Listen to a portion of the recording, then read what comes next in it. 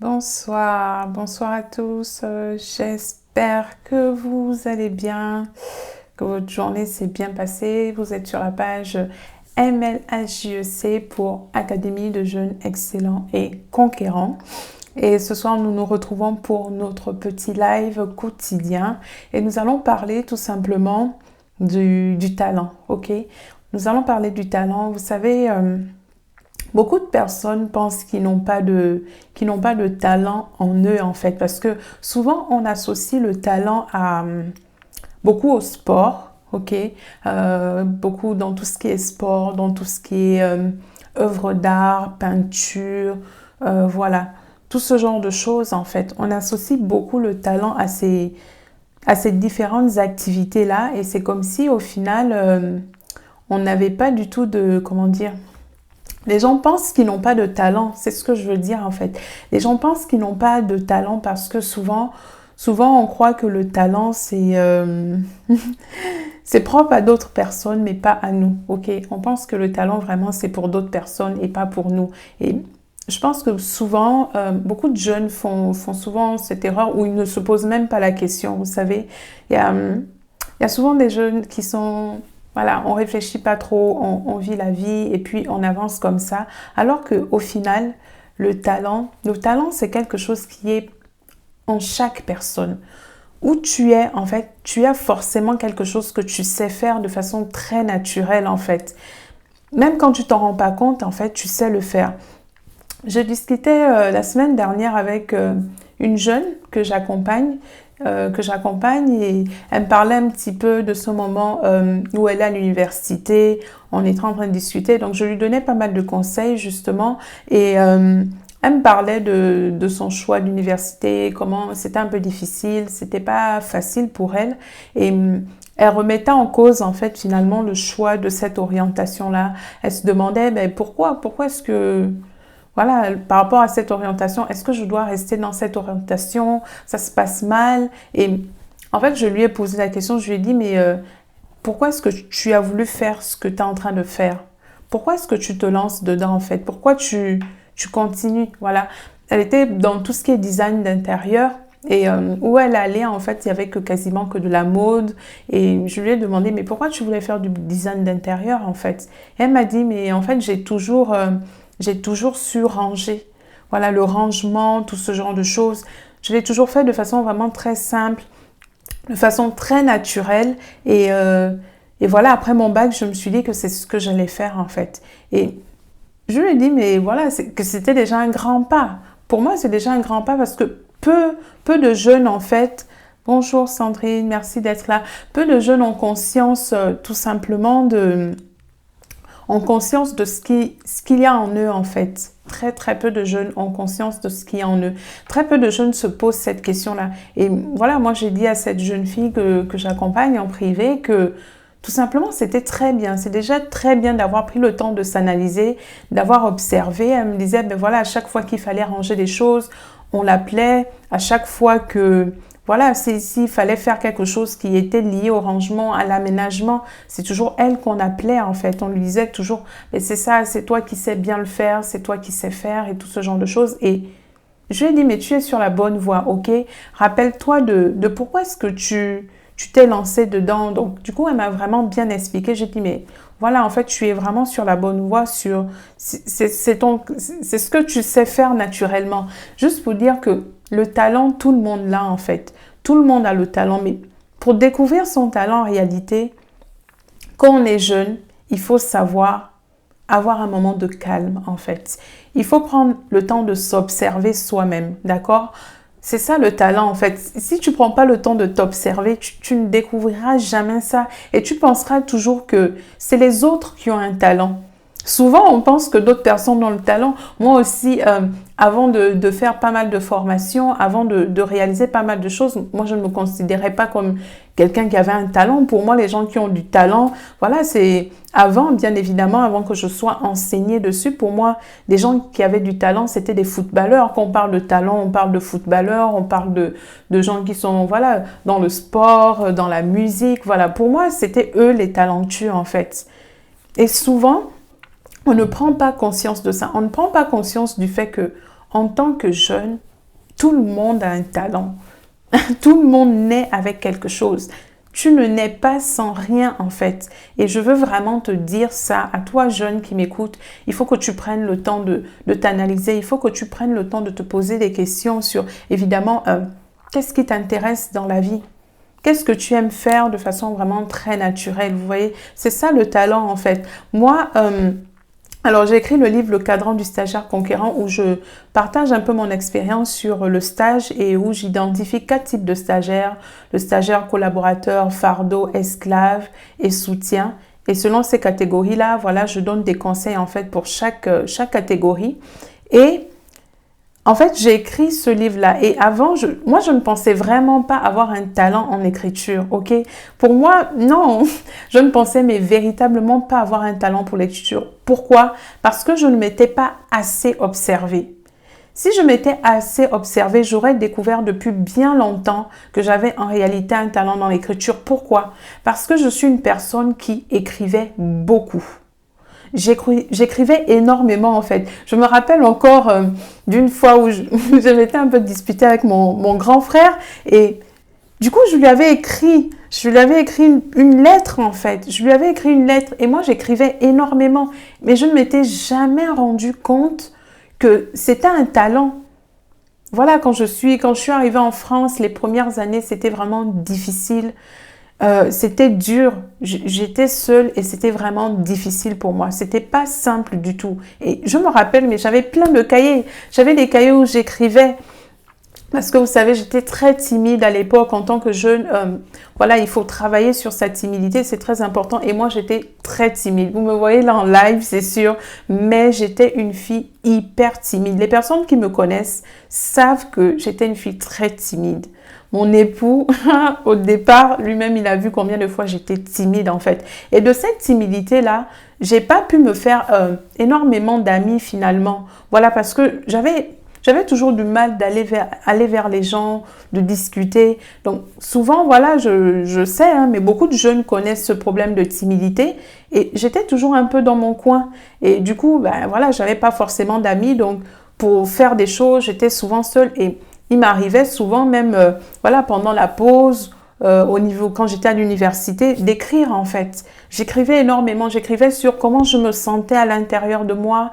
Dès que j'avais un problème particulier, j'écrivais, mais j'écrivais tout le temps. Mais je ne me suis jamais dit que le fait d'écrire ce qu'on ressent, ses émotions, le fait d'écrire quand tu as envie de parler à quelqu'un, le fait de lui faire tout un mot, voilà, moi je ne savais pas que c'était un don d'écriture. Ok, et après, c'est après à dire en plus que moi, quand je faisais mes rapports de stage, voilà, allez, avant, c'était pas non plus de beaux, ils n'étaient pas excellents mes rapports de stage, donc je ne pouvais pas me dire que j'avais cette main pour l'écriture, absolument pas. Mais avec le recul, quand j'ai écrit ce livre du cadran du stagiaire et que finalement, voilà, le livre est sorti et ça a été comme un boom en fait pour moi. Vous voyez, là actuellement, j'ai finalisé le 2e livre, voilà, où je vais donner pas mal de conseils justement aux entrepreneurs parce que je suis collaboratrice comptable, j'ai un très bon portefeuille de clients, j'ai pas mal de clients et j'ai une certaine vision en fait de tout ce qui est finance, de tout ce genre de choses parce que voilà, j'ai des sociétés de mes clients en tant que comptable, que je gère et tout ça. Donc, ça me donne une vision sur le monde de la finance et tout ce genre de choses. Et parce que aussi, bien évidemment, je lis énormément de livres. Vous pouvez voir, voilà, c'est plein la bibliothèque, elle va encore s'agrandir. Donc, je lis pas mal de livres et j'ai une certaine culture, ok? Donc, par rapport à ça, donc le 2e livre, voilà, de toute façon, il est déjà bouclé. Il est juste parti. On est en train de finir les petites finitions et je pense que d'ici fin février, ce livre sera disponible sur Amazon. On va voir comment travailler pour qu'il soit disponible en Afrique. Mais voilà, c'est un livre que j'ai écrit pour les entrepreneurs. Et je peux vous dire que ce 2e livre, je l'ai écrit très rapidement. Le premier, franchement, le cadran du stagiaire conquérant, je l'ai écrit waouh, j'ai mis beaucoup de temps pour l'écrire. D'accord, je l'ai réécrit au moins 10 fois, je vous le dis. Au moins 10 fois, je l'ai réécrit. Je le lisais, je disais, ah, ça va pas, j'ai réécrit. Mais ce 2e livre que j'ai écrit, je pense que je n'ai même pas mis un mois pour l'écrire. Je n'ai même pas mis un mois pour écrire ce livre. À peine en une semaine, j'avais déjà fait un peu le contour du livre et voilà, je rajoutais des éléments au fur et à mesure. Salut Lydie, merci d'être là. Voilà, je rajoutais des éléments au fur et à mesure dans ce livre-là et il a été tellement... Franchement, je n'ai pas galéré à écrire ce livre, ça c'est sûr et certain. Ce deuxième livre, je n'ai pas galéré à l'écrire. Pourquoi? Mais parce que, en fait, à l'issue du premier livre, j'ai découvert que j'avais ce talent pour l'écriture, vous comprenez? J'ai découvert que je pouvais écrire, en fait. Et finalement, quand je me suis lancée dans le deuxième livre, ça a été fluide. Ça a été fluide, pourquoi? Mais parce que aussi, il y avait beaucoup d'heures de travail sur le premier livre. Vraiment, le premier livre, comme je dis, j'ai mis au moins 6 mois pour le sortir, ok? J'avais beaucoup de choses à faire. L'année dernière, je préparais aussi mon mariage. Il y avait le mariage, je me formais énormément. Il y avait le Covid, il y avait le travail.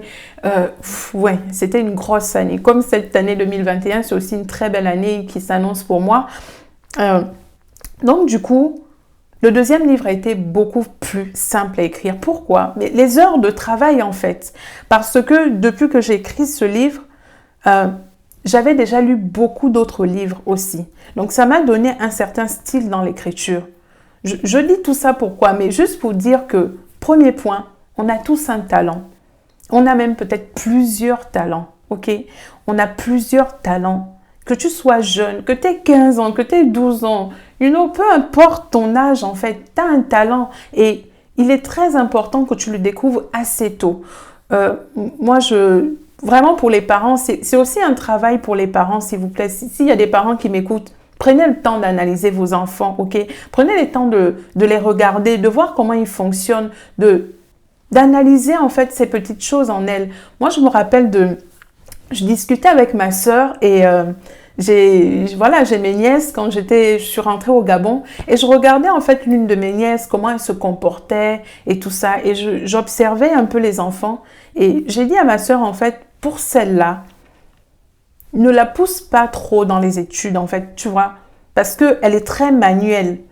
Et voilà, elle est vraiment très manuelle, elle est vraiment très tactile. Elle est, quand elle prend quelque chose, tu n'as pas besoin de l'expliquer longtemps. Tout de suite, elle sait faire avec ses mains. L'autre, par contre, elle est un peu plus douce, elle est un peu plus machin. Et quand elle parle, son langage est un peu différent. Donc, je pense qu'elle, au niveau des études et tout ça, avancée, elle va certainement aller un peu plus loin. Mais pour celle-là, voilà, si à un moment donné, elle te dit qu'au niveau des études, vraiment, c'est compliqué, je lui dis, voilà, ne la fatigue pas avec ça. Il faut l'envoyer vers un cursus beaucoup plus manuel où elle va apprendre des choses de ses mains et là, elle va vraiment réussir. D'où l'importance des parents de pouvoir analyser leur enfant. Donc maintenant, pour ceux qui sont déjà grands et dont les parents n'ont pas pu vous analyser et tout ça, il va falloir qu'en tant que jeune, vous preniez tout simplement votre vie en main. Il va falloir que vous commenciez à vous regarder, ok? Moi, je dis souvent, je répète cette phrase très souvent. On passe énormément de temps à l'école. Moi, j'ai un master en comptabilité, j'ai un double diplôme dans tout ce qui est comptabilité et audit. Vous imaginez, depuis que je suis sur le banc de l'école, depuis le primaire jusqu'à un bac plus 5, combien d'années d'études ça fait? Ça fait plus de 10 ans. Donc, pendant plus de 10 ans, je me suis mise à étudier une matière. Et ce que je me suis fait comme réflexion, c'est que il y a des gens dans la vie qui connaissent plus sur leur métier que sur eux-mêmes. Est-ce que vous imaginez? C'est très grave. Moi, je trouve ça très grave. Franchement, un jour, j'étais assise et parce que je suis quelqu'un qui, j'aime bien le calme. J'aime être seule un bon moment parce que je réfléchis, j'observe, je réfléchis sur des choses en fait. Et j'avais ce moment de calme avec moi, ce rendez-vous personnel avec moi-même. Et je me suis dit, mais en fait, il y a des gens qui passent énormément de temps à l'école pour apprendre beaucoup de choses. Il y a des gens qui passent des heures et des heures de formation. Il y a des gens qui connaissent leur métier comme le bout du doigt. Mais ils ne connaissent absolument rien d'eux.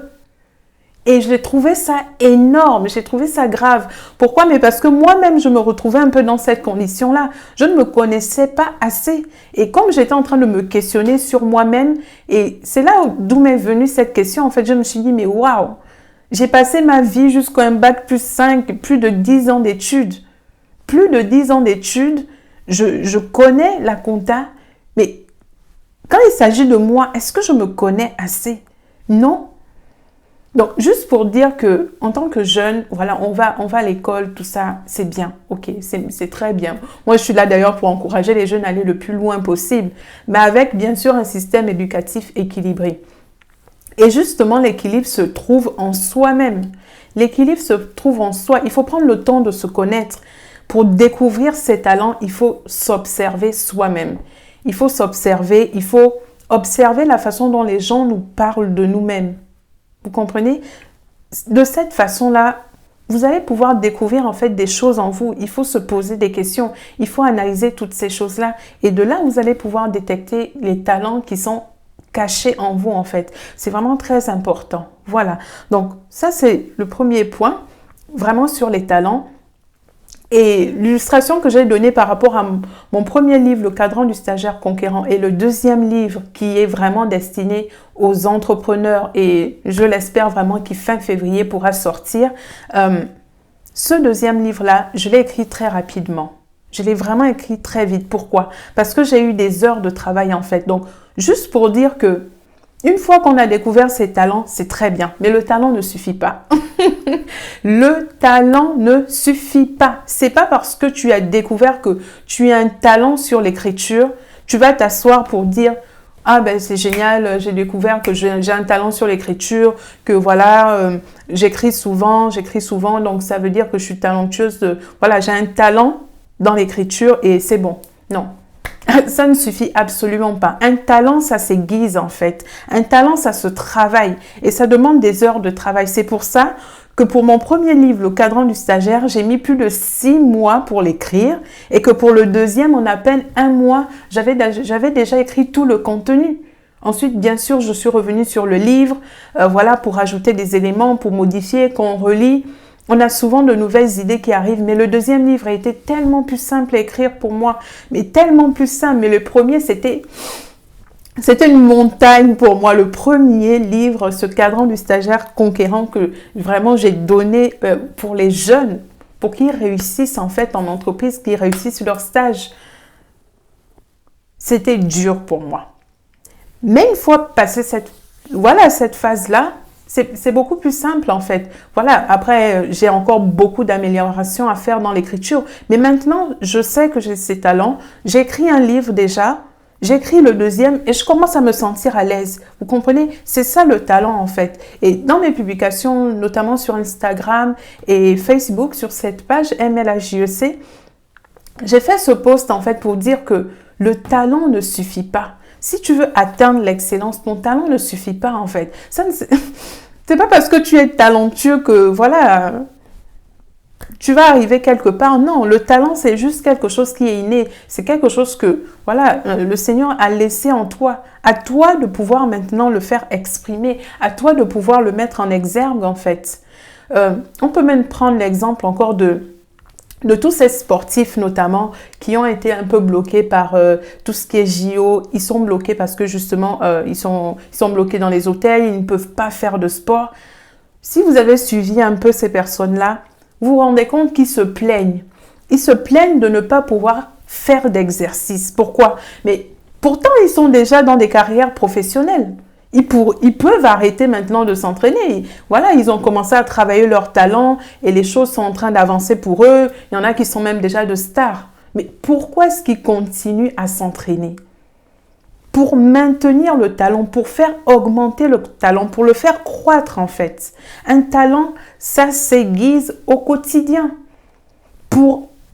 Non seulement pour accéder à atteindre l'excellence, mais pour entretenir cette excellence-là et encore aller toujours plus loin dans l'excellence. Tu as besoin de t'entraîner. Et l'entraînement, c'est le travail. Si tu as un talent dans l'écriture, tu te rends compte que tu écris tout le temps. Moi, franchement, j'écrivais tout le temps. J'ai plein de cahiers où j'écris. J'ai plein de cahiers où j'écris. J'écris tout le temps. Quand je suis en plein d'émotions, que ce soit colère, tristesse, joie, j'écris. Parce que c'est systématique en fait pour moi. Et ça a toujours été comme ça. Maintenant, ce que j'ai fait, c'est que j'écris des livres. Et j'aime écrire en fait, parce que quand j'écris, voilà, je transmets quelque chose et pour moi, c'est ma façon de m'exprimer. Donc, je m'exprime et en donnant tout ce que je peux donner aux autres, c'est ça pour moi l'écriture en fait. C'est communiquer ce que j'ai. Donc, en dehors des lives, en dehors de tout ça, de communiquer de façon vraiment très, très écrite tout ce que j'ai à donner aux autres. Et donc, quand vous découvrez votre talent, il va falloir travailler pour l'emmener à l'excellence. Donc, moi, je n'ai pas fini dans le domaine de l'écriture. Ne vous étonnez surtout pas voilà, de tous les livres qui vont pouvoir sortir parce que, franchement, une fois qu'on a écrit un livre, les autres arrivent très rapidement. Voilà. Moi, dès que j'ai fini ce livre du cadran, j'ai fini le deuxième livre parce qu'il est en correction. Voilà, c'est juste une question de temps, il va sortir. Une fois que j'ai fini ces 2 livres-là, j'ai déjà 10 livres en attente. Sérieusement, j'ai 10 livres en attente. Il me manque juste le temps pour commencer à m'asseoir et les écrire en fait. Et vous savez du moins c'est vraiment l'expérience que j'ai eue par rapport au talent. Une fois qu'on a découvert, par exemple, moi quand j'ai découvert ce talent d'écriture-là, quand j'ai été confiante dedans, qu'est-ce qui s'est passé? Je me suis sentie beaucoup plus confiante pour écrire à nouveau. Je me suis vraiment sentie plus confiante pour écrire parce que, voilà, quand je me lance pour écrire, je me dis, de toute façon, Marva, Dieu t'a béni dedans. C'est ta part, tu vois, c'est ta part à toi. Donc, tu peux le faire, vas-y, écris. Et je vais dans l'écriture avec une certaine confiance en moi. Et c'est ça le talent, en fait. C'est l'importance de découvrir son talent, c'est ça. C'est qu'une fois qu'on sait qu'on l'a, on se donne la foi de dire que de toute façon, c'est en moi et c'est à moi et je dois le travailler. Et de toute façon, ce que je fais, ça ne peut être que bien. Pourquoi? Mais parce que c'est mon talent en fait. Je sais le faire, je suis là pour ça. Et après, il faut travailler juste pour l'emmener encore plus loin. Voilà, toujours plus loin. C'est ça, avoir un talent et travailler pour ce talent-là. Donc, ceux qui sont intéressés par l'écriture ou qui aiment peut-être écrire, ce que je peux vous conseiller, c'est de lire énormément de livres en fait. Il faut vraiment lire beaucoup de livres pour réussir à écrire comme il faut. Pourquoi? Parce que c'est vraiment mon expérience personnelle. Hein. J'ai vraiment vu la différence entre le moment où j'ai commencé à écrire ce premier livre et le moment où j'ai écrit le deuxième livre. Entre ces 2 moments-là, j'ai dû lire, je pense que j'ai lu une 30aine de livres entre les 2 moments, ok? Et ma façon d'écrire a totalement changé. Pourquoi? Mais parce qu'on s'imprègne en fait de la façon dont écrivent les autres personnes. Donc dans les livres qu'on découvre, on voit comment ils écrivent, on observe. Et finalement, quand nous on se met à écrire, tout est beaucoup plus naturel. Donc si vous voulez vraiment développer votre talent dans l'écriture, moi je vous conseille de lire énormément de livres. En tout cas, moi, déjà par rapport aux 2 livres que j'ai écrits, j'ai vu clairement la différence. Et même quand j'ai fini d'écrire le premier livre, parce que je suis revenue dessus pour le retravailler, quand je l'ai relu, mais j'ai dit mais ça va pas du tout. Je me suis mis à modifier des choses. Pourquoi? Parce que j'avais déjà lu beaucoup de livres et j'ai acquis un petit style dans le talent. Un petit style dans l'écriture, pardon. Donc c'est vraiment ce que je tenais à vous dire, c'est de pouvoir découvrir vos talents. Prenez le temps de vous analyser. Franchement, moi, c'est quelque chose qui me choque énormément. Ça a été un premier choc pour moi. Je veux vraiment le répéter. On passe trop de temps à apprendre des choses extérieures et on sait peu de nous. On sait peu de nous. Véritablement, on sait peu de nous. Souvent, on est peut-être un peu triste, mais on ne se rend même pas compte pourquoi on est triste en fait. On peut être en colère, mais en réalité, on ne sait pas ce qui déclenche la colère en soi. Et je me rappelle de l'année dernière, 2019, quand je commençais mes premiers moments de mentorat avec ma mentor. Et J'étais là, je disais, mais j'ai envie de faire ça, j'ai envie de faire ça, mais je ne sais pas comment faire, je me sens mal, j'ai envie, à un moment donné, j'explose parce que je suis très dans la dynamique, j'ai envie d'y aller. Un autre moment, je suis trop calme. À un moment donné, je suis juste fatiguée, je suis perdue. Et la seule réponse que m'a donnée ma mentor, c'est Marva, tu ne te connais pas encore. Elle a juste dit ça, mais à ce moment-là, c'était vraiment début d'année 2019. Je ne comprenais pas ce qu'elle voulait me dire en fait. Je me suis dit, mais pourquoi est-ce qu'elle me dit que je ne me connais pas encore? Elle m'a juste dit, tu ne te connais pas assez. Si tu trouves que voilà, à un moment donné, tu es à fond, donc tu es dans la dynamique, à un moment donné, tu tombes, à un moment donné, tu as peur ou tu es triste, tu es troublé, c'est que tu ne te connais pas. Tu ne sais pas comment tu fonctionnes. Et vous savez, un an après, je dis vraiment un an après, un peu plus d'un an, parce que le jour dont elle m'a parlé de ça, véritablement, voilà, c'était janvier, nous sommes en février. Et un an après, je comprends maintenant, un an après, ce qu'elle voulait dire. Voilà, je comprends un an après ce qu'elle voulait dire. Pourquoi? Parce que j'ai pris le temps avec moi-même, j'ai pris le temps de m'observer et je dis, ah oui, c'est vrai. Maintenant, je ressens plus les émotions. Quand je me sens d'une certaine façon, je dis, oula, là, je vais dans ce sens-là, c'est pas bon. Je vois les choses arriver en fait, parce que j'ai pris le temps de me connaître. Et c'est la clé aussi pour pouvoir, comme je l'ai déjà dit, découvrir ses talents. Prenez le temps de vous connaître véritablement. Prenez le temps de vous poser les bonnes questions sur vous-même. Prenez ce temps-là. Et on donne tellement de temps, une fois de plus, pour apprendre des choses extérieures. C'est dramatique. Combien de temps est-ce qu'on accorde à nous-mêmes, à nous connaître, à voir comment on réagit? Qu'est-ce qui nous plaît véritablement? Et pas tout simplement être la copie de quelqu'un d'autre en fait. Vous savez, souvent, on ne réalise même pas qu'on est la copie de quelqu'un. Véritablement, des fois, on ne le réalise pas. Pourquoi? Parce qu'on est tellement en connexion toujours avec des choses extérieures qu'on a l'impression que c'est nous, ces choses extérieures. Alors que pas du tout. Si vous commencez à vous poser les bonnes questions sur vous-même, vous allez découvrir qui vous êtes en réalité, vous-même. Et vous allez vous débarrasser d'autres choses, en fait. Vous allez vraiment vous débarrasser d'autres choses. Moi, je suis vraiment toujours quelqu'un de... Souvent, avant, j'étais vraiment très timide. Ceux qui me connaissent savent que Marva était une grande timide. Je pense même que ceux qui me voient dans le live et qui étaient à l'école avec moi, ils doivent se demander comment j'ai fait pour être aussi libérée, le fait de pouvoir parler. Et même au travail, je suis quelqu'un de toujours très avenante. Voilà, je parle, je dis ce que je pense de façon très courtoise, mais j'affirme en fait ce que je pense. Moi, je n'ai pas peur de parler, en fait. Je n'ai vraiment pas peur de parler. Et même face à mes patrons, je parle. Quand j'ai quelque chose à dire, en fait, je le dis. Pourquoi? Mais parce que j'ai découvert qui j'étais. J'ai découvert tout simplement que j'étais quelqu'un d'expressif. Ok? Quand j'étais beaucoup plus petite, j'étais vraiment une fille, voilà, demi-garçon. J'étais un vrai demi-garçon. Je montais sur les manguiers au Gabon. Je cascadais sur les barrières. Voilà, j'étais un vrai demi-garçon. En même temps, j'ai grandi à côté de mes frères qui sont principalement, voilà, c'était que des garçons. Donc, je pouvais être que ce genre de fille, vraiment très agitée, très, voilà, j'étais comme ça.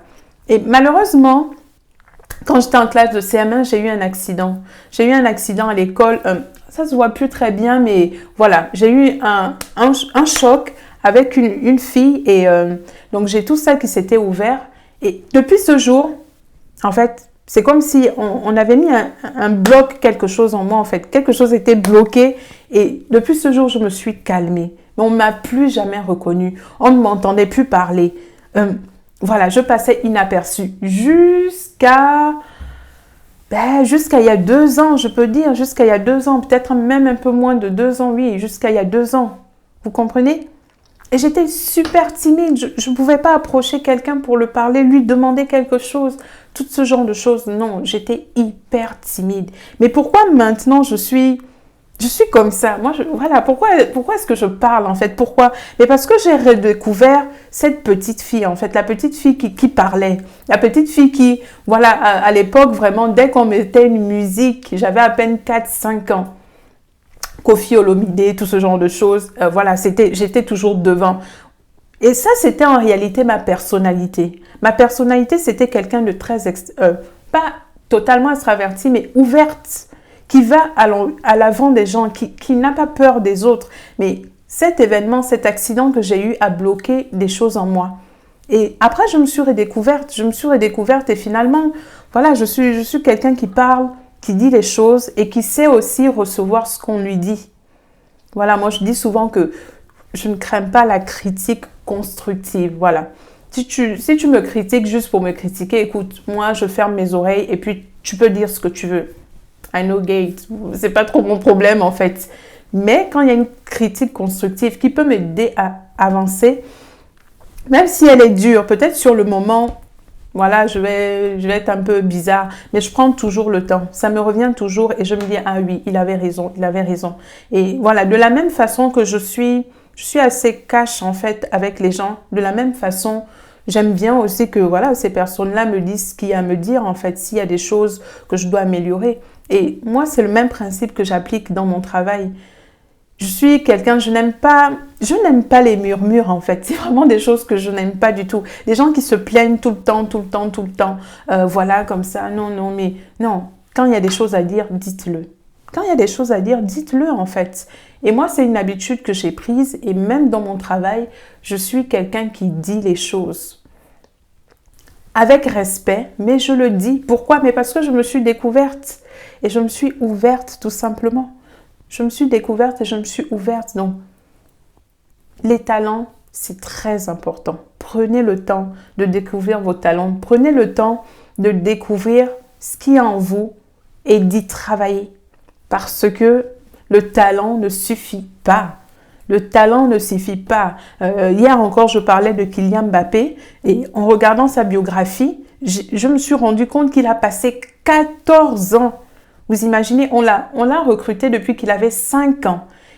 Il a travaillé son talent de foot pendant 14 ans. Waouh! 14 ans. Et quand on le voit courir pendant la Coupe du Monde, non, mais tout le monde est exalté. Tout le monde dit, waouh, Kylian Mbappé, la vitesse et tout. Mais il a travaillé pendant 14 ans. 14 années. Mais quand on le voit, on se dit qu'il est jeune. Mais oui, mais il a commencé à 5 ans. Et comme je dis, moi, mon rêve et ma mission, c'est que cette découverte de talent chez les jeunes soit de plus en plus précoce. Qu'elle soit de plus en plus précoce, qu'on découvre tout type de talent. Si tu aimes le dessin, mais qu'on puisse le découvrir dès le départ. Si toi, c'est la danse, tout ce genre de choses, en fait. Et pour ça, il faut réussir à pouvoir conscientiser cette jeunesse. Et moi, je suis là pour ça. Je suis là pour ça, pour dire aux jeunes que votre jeunesse est précieuse. Pour dire aux jeunes que plus vite tu vas découvrir tout ce qui est en toi. Waouh, mais plus vite tu vas briller. Au lieu de faire juste semblant sur Instagram, sur Facebook, à jouer à la star, à conduire une voiture et tout ça, tout ce genre de choses. Au lieu de juste faire semblant, si tu découvres qui tu es très tôt et que tu travailles pour ça, mais très tôt tu auras tout ce que tu veux. Très tôt tu seras comme Kylian Mbappé. Mais pour ça, il faut prendre le temps. Il faut décider de se mettre à part. Kylian Mbappé qui a commencé à l'âge de 5 ans et qui, à 19 ans, était champion du monde. Et dans sa bibliographie, j'ai lu que c'était le plus jeune champion du monde après Pelé.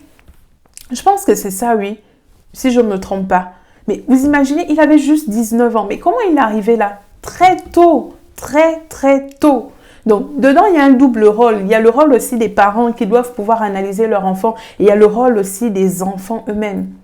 À prendre conscience d'eux. Et ne pas juste se mettre à regarder toutes ces personnes qu'il y a souvent sur les réseaux sociaux qui, pour moi, vraiment, ne sont pas des bons modèles, en fait. Quand je m'étends, mais je dois dire cela, quand je regarde véritablement les télé-réalités, je me dis, mais waouh! On veut que nos jeunes travaillent, on veut que nos jeunes s'en sortent, on veut tout ça. Mais en face de ça, on leur met des choses qui les endorment. Véritablement, on met des choses qui les endorment en fait.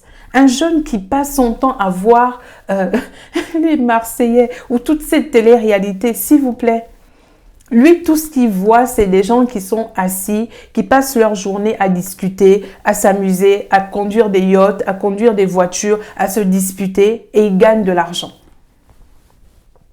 C'est tout. Mais qu'est-ce qu'il va faire de sa vie en fait? Voici les modèles qu'on lui montre devant lui. Il ne fera rien. Ça va être vraiment très compliqué pour lui. Et moi, je suis vraiment là. C'est mon cri. Je milite pour que les jeunes se réveillent du sommeil dans lequel ils sont. Moi, tout ce que j'ai appris maintenant, franchement, il y a un soir où tout ce que je me suis assise et j'ai analysé tout ce que j'avais appris.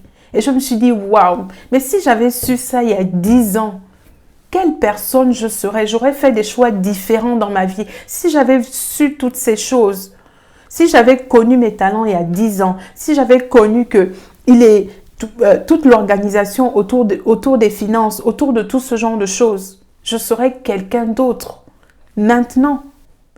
Et il est important que tous les jeunes le savent en fait. Il est important que les jeunes s'intéressent à ça au lieu de juste passer beaucoup de temps à s'amuser. Il faut s'amuser, c'est clair, mais tout en travaillant.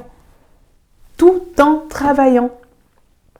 Donc voilà, on a déjà fait 35 minutes de live, il est vraiment long ce live, mais bon, je tenais vraiment à m'exprimer sur ce point des talents. Découvrez vos talents, travaillez sur vos talents pour atteindre l'excellence et avancer dans la vie, transformer votre vie, devenez des personnes meilleures chaque jour. Que chaque jour qui passe, vraiment, vous ayez l'impression d'avoir appris quelque chose de plus dans votre vie. Donc, c'était Marva Laurent. Je vous invite à vous abonner sur la page MLAJEC pour Académie de jeunes excellents et conquérants où nous allons vraiment parler de toutes ces choses-là. Où je vais vraiment laisser porter ma voix pour que les jeunes réalisent la grâce qu'ils ont d'avoir autant d'énergie et qu'ils puissent transformer cette énergie pour faire quelque chose de mieux. Pour eux d'abord. Voilà, c'est vraiment ce que j'avais à dire ce soir. Donc, je vous souhaite vraiment une très, très bonne soirée. On se retrouve évidemment demain pour notre live quotidien. Et d'ici là, portez-vous très bien.